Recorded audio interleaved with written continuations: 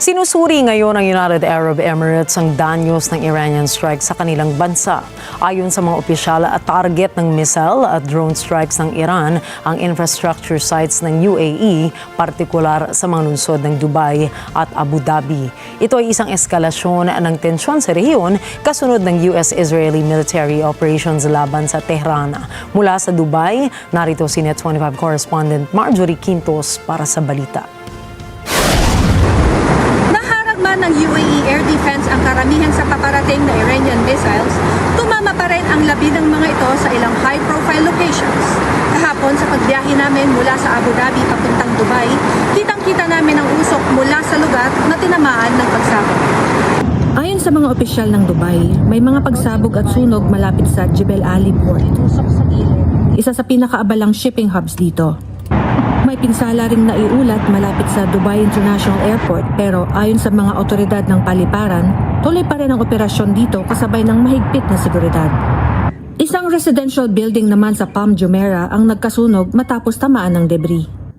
May report din ng pinsala sa labas ng luxury hotel na Burj Al Arab. Sa kabisera ng Abu Dhabi, kumpirmado ng mga opisyal na naapektuhan ng ilang mga lugar malapit sa Zayed International Airport at sa Al Salam Naval Base. Nahulog din ang debris mula sa intercepted missiles sa ilang lugar na residential.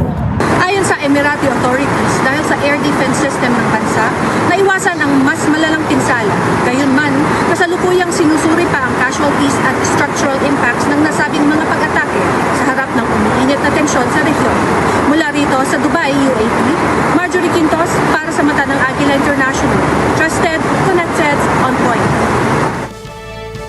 Marjorie, sa mga nanggaganap na pag-atake ngayon, kamusta ang overall atmosphere naman dyan? Napakaayos po ng atmosphere po ngayon at sa ngayon ay nandito po ako sa hotel na pinag-i-stayan ko po na kumbaga ay ang government po ay nagsusupport po sa mga na-stranded na mga passengers po dito sa Dubai, dito sa UAE, particularly sa mga na-stranded po, particularly sa mga sa Emirates na airline po. So, sa ngayon, makikita nyo, nandito po ako sa lobby, wala pong chaos, walang anxiety, walang panic buying or anything po. So, it feels very safe po right now.